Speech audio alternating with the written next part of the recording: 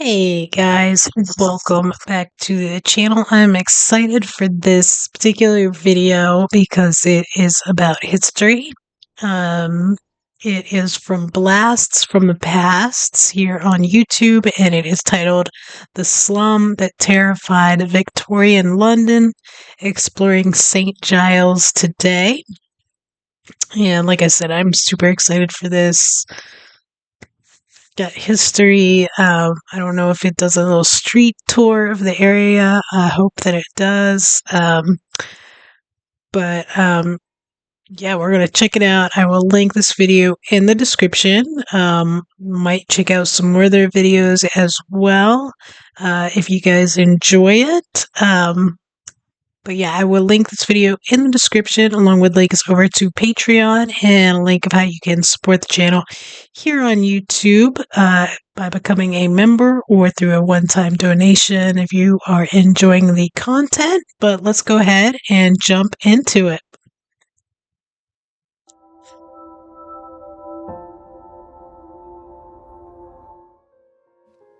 Picture a London of contrasts, where gleaming streets and grand townhouses give way to a shadowy labyrinth of alleyways and crumbling tenements. Step into St. Giles, a place of promise turned infamous, where fortune and misfortune walked hand in hand. Here, condemned men paused for a final drink, daring thieves danced through the hidden passageways, and history unfolded in dark corners. This is the story of St. Giles Rookery, London's most infamous slum.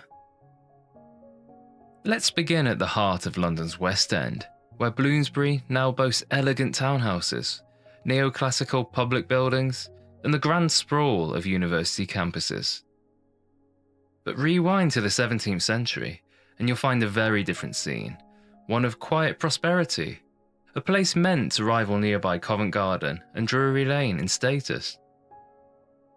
St. Giles was born from ambitious plans, a promising parish stretching from Holborn to the north and Soho to the west. Its streets were laid out with care, its church, St. Giles in the Fields, standing as a beacon of the community. Wow. If you were to pass by 300 years ago, you could have walked past number 6 and 7 Denmark Street, proud early houses built between 1686 and 1691. Hints of the area's brief dalliance with respectability, and it gives us a glimpse of the surrounding architecture at the time. Yet, This is super cool. I love that they're like showing what they look like now and then like past pictures.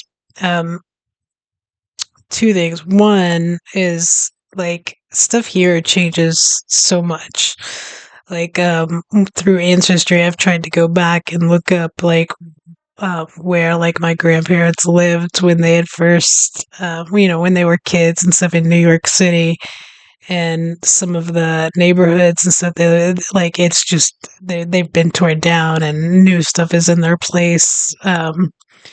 Happened a couple times in trying to look stuff up, which is unfortunate. But I mean, I know that happens everywhere. And two, a lot of what this time period is talking about in London, it makes me think about that show, Penny Dreadful. I don't know if you guys are familiar with it. It was like a Showtime show, I think. And it was like, I don't know, Ava Green, Josh Hartnett, one of the James Bond, his name is just like escaping me right now. But it took place obviously in London during this time, Frankenstein and all this other stuff was going on. But it was really good. But it's London and like the Victorian period is such a, at least to me, it's like a, I don't know. I think of it through like movies and stuff like that. St. Giles never quite became the elite postcode it aspired to be. Some believe it was the land itself, marshy and prone to flooding, that turned its fortunes and opened the door to the influx of working-class families, drawn by lower rents and looser social hierarchies. Either way, by the late 1600s, the seeds of change were sown.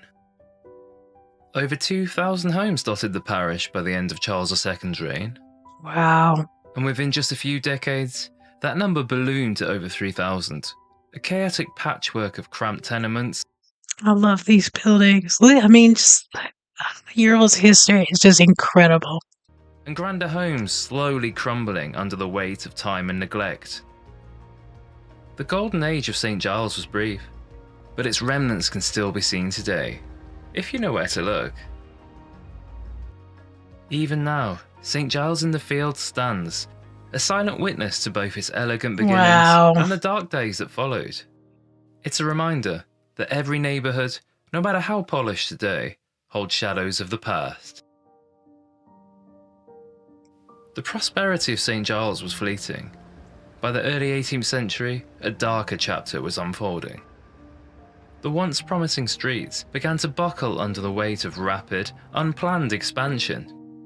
What had once been an elegant neighbourhood turned into a tangled web of alleyways and courtyards, a honeycomb of decaying homes and shadowy passageways. Immigrants, labourers, and those on the margins of society found refuge here. By 1816, the area's infamous Holy Land, a dense enclave of Irish immigrants, housed over 6,000 adults and thousands of children. It wasn't just the Irish who settled in St. Giles, though. The neighbourhood also became home to London's first distinct black community, known as the St. Giles Blackbirds. And as the population swelled, so did the problems. Overcrowding led to disease, filth, and despair. The houses, once aspirational, now crumble beneath the weight of makeshift additions and subdivided rooms. Gardens vanished, replaced by hastily constructed tenements. Streets darkened, narrow. I don't know if you guys are familiar. There was a movie and then they made a show out of it here called What We Do in the Shadows. And it's about these vampires that have been around for centuries and they're idiots, right? But one of them, it's Matthew Barry is the actor that plays him, and he's British. The actor's British, but he's so funny when they talk about his wife wants to go back to London, and he's like, "I'm never going back there. It's disgusting, and there's this and that in the streets," and like he's so adamant about it, and like as soon as he finds out like it's modern and those aren't problems anymore, he's like, "Oh, okay, that's cool. Like we can go." And took on an air of menace. And then there was gin. Forget the artisan gin of today. This homebrew was cheap, potent, and deadly.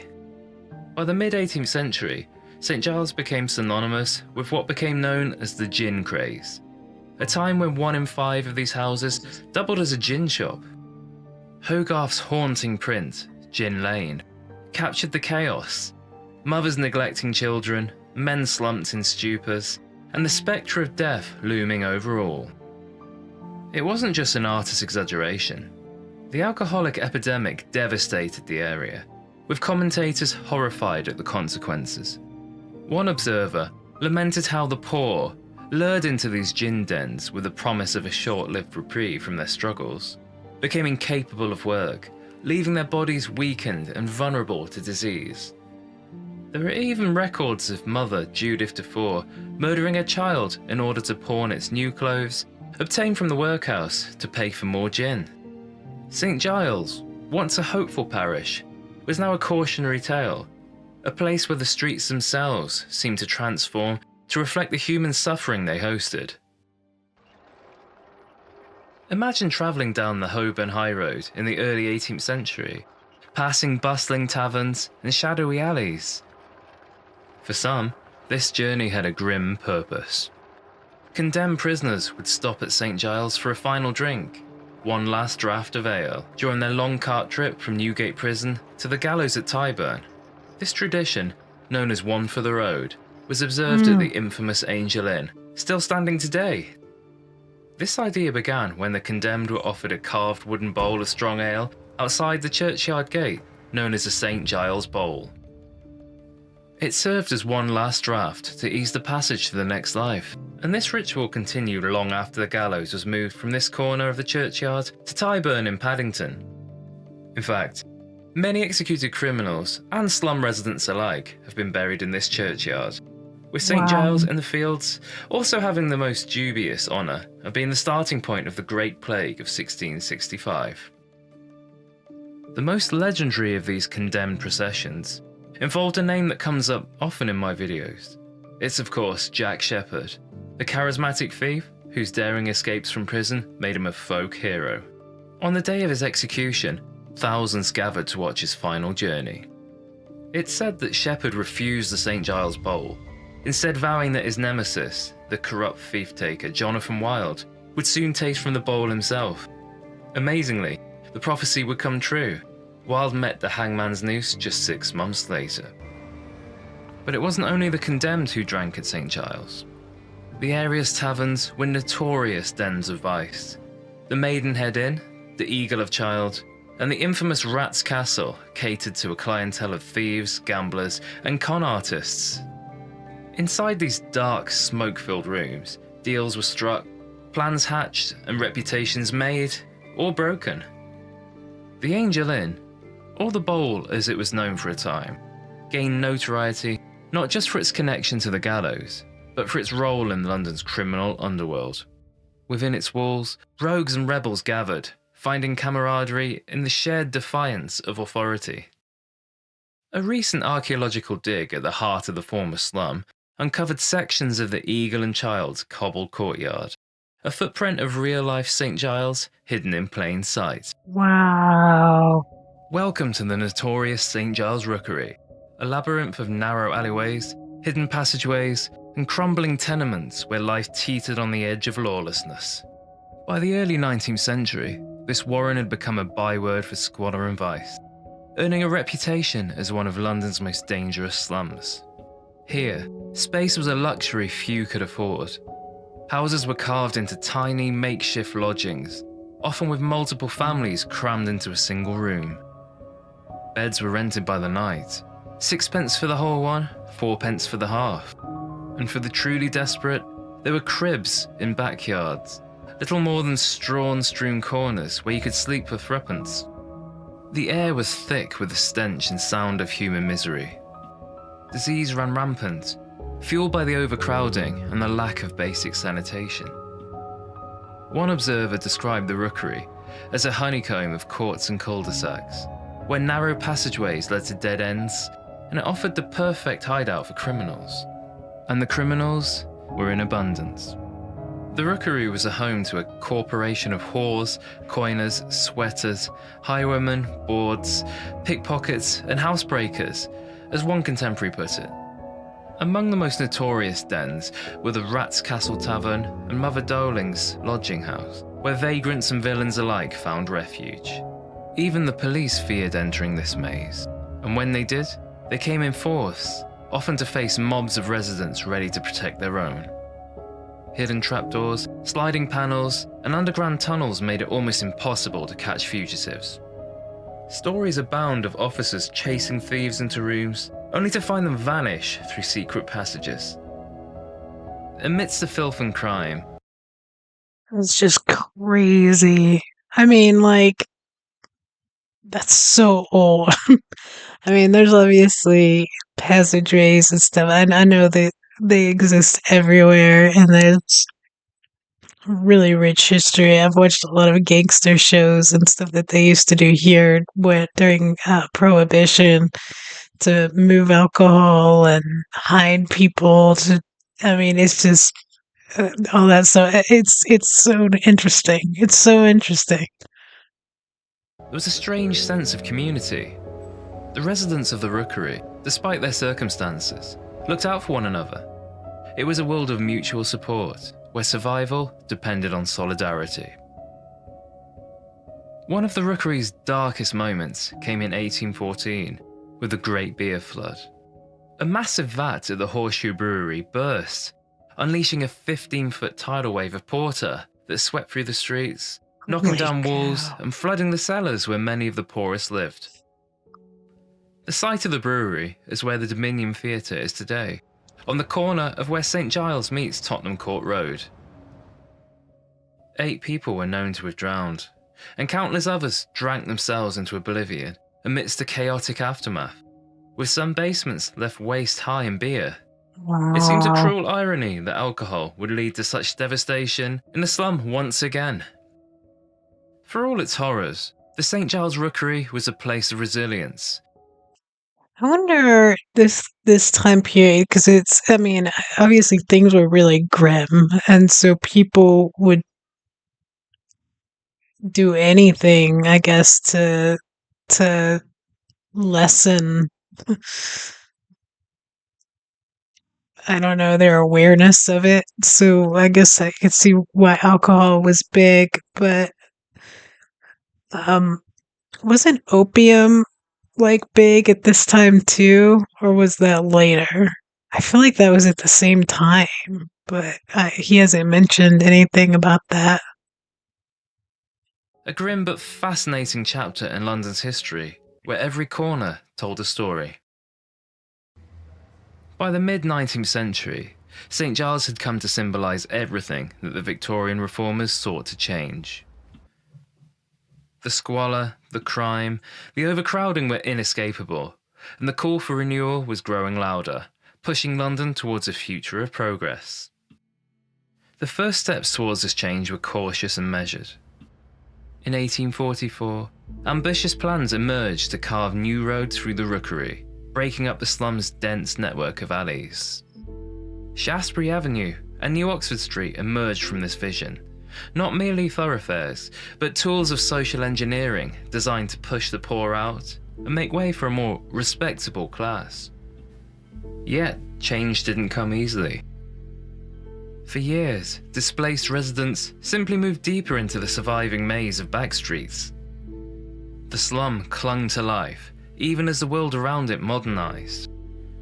Basic infrastructure like drainage, sewage, and waste disposal remained woefully inadequate, while diseases continued to fester in the damp, overcrowded conditions. But beneath the surface, the seeds of reform were beginning to take root.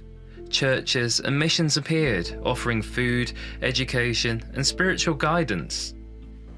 The Bloomsbury Chapel, built in 1848 by Sir Samuel Morton Petto, stood as a beacon of hope. Nestled on Dudley Street, it stood at the crossroads between the genteel squares of Bloomsbury and the grim reality of St. Giles, offering a bridge between the two worlds. Inside, children from the slum were given nourishing meals and a chance at a better life.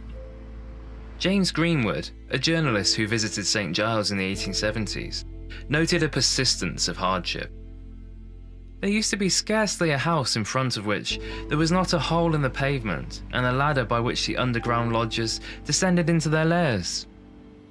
Even after decades of reform, St. Giles' struggle for improvement was far from over. Amidst this transformation, the Princess Louise, one of the last and most ornate gym palaces, stood in stark contrast to the grim conditions just outside its doors. Built amidst the reforms of the 1870s, its warm oil lamps and elegant decor beckoned punters from the darkness, offering a taste of luxury within reach of the working class.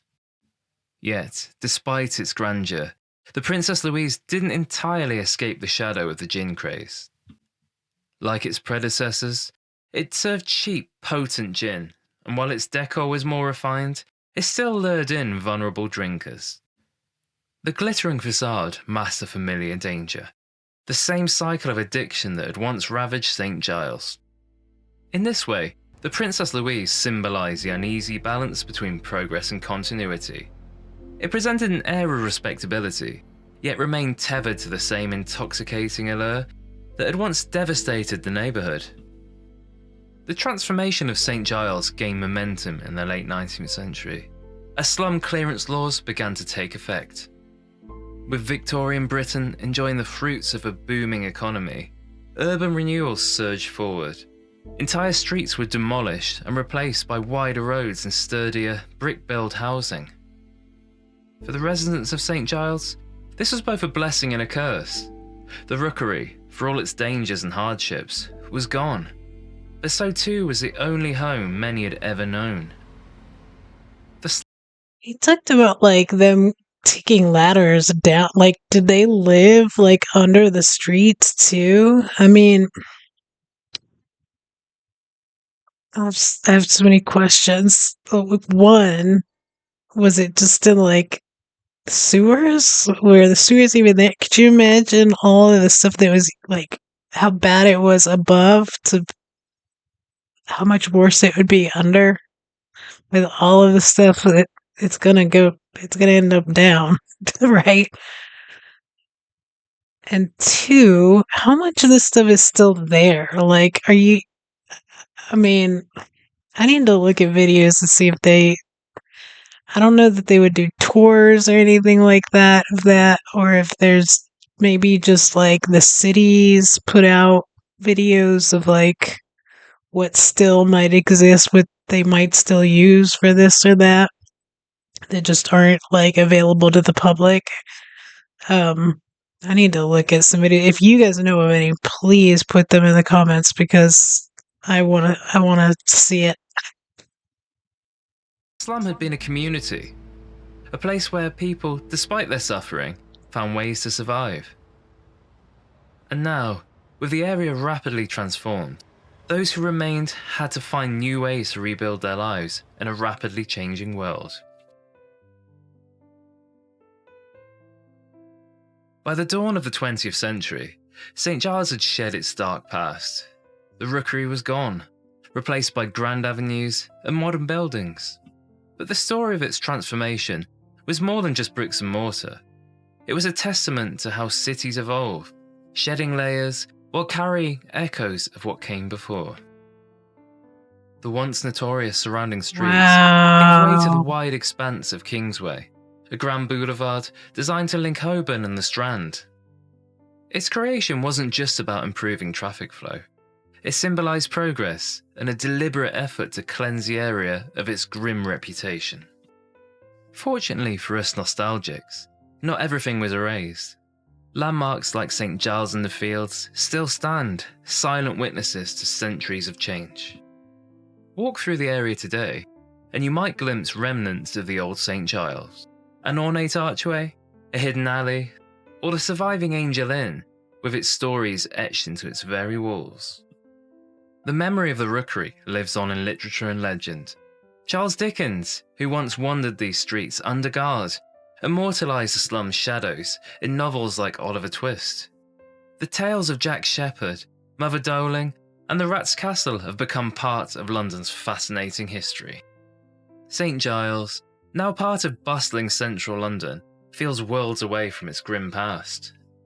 Its streets are filled with tourists, shoppers, and students, unaware of the ghosts that linger beneath their feet. Yet, if you imagine, you can almost hear the echoes of the past, the laughter from a long-lost tavern, the clinking of the St. Giles bowl, and the footsteps of those who walked the streets before us. This exploration of the site of St. Giles Rookery is more than just old streets and buildings. It's about ensuring that the stories of those who lived, loved, and struggled here are not forgotten.